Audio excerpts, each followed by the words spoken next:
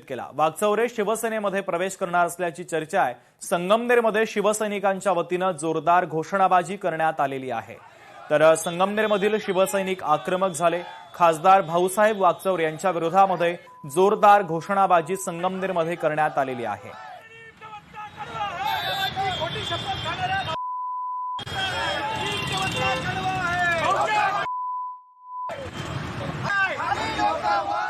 पुढची महत्त्वाची बातमी आपण पाहूया। सोलापूर विधान परिषदेसाठी उद्या मतदान होणार आहे। राजेंद्र राऊत विरुद्ध वसंत देशमुख यांच्यामध्ये थेट सामना आहे।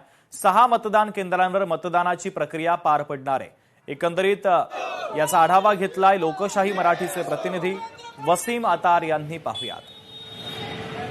सोलापूर विधान परिषदेच्या निवडणुकीचे मतदान जे आहे ते उद्या संपन्न होणार आहे आणि याची तयारी जी आहे ते जिल्हा प्रशासनाकडून पूर्ण करण्यात आलेली आहे। आपण जर पाहिलं गेलं तर राज्यामध्ये चर्चेत असलेली ही निवडणूक जी आहे ते आपल्याला पाहायला मिळाली।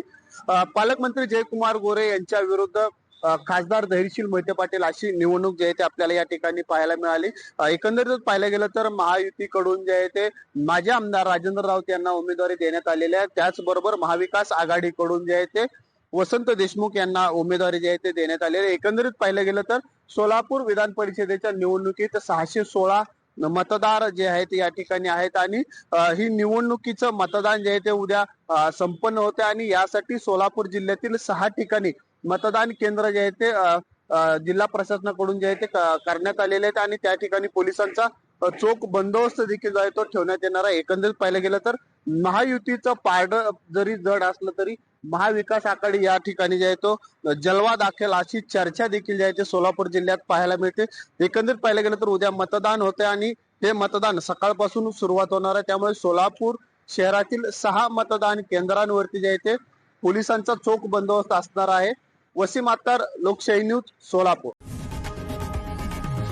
लोकशाही मराठी ऐका, पहा, जागरूक रहा।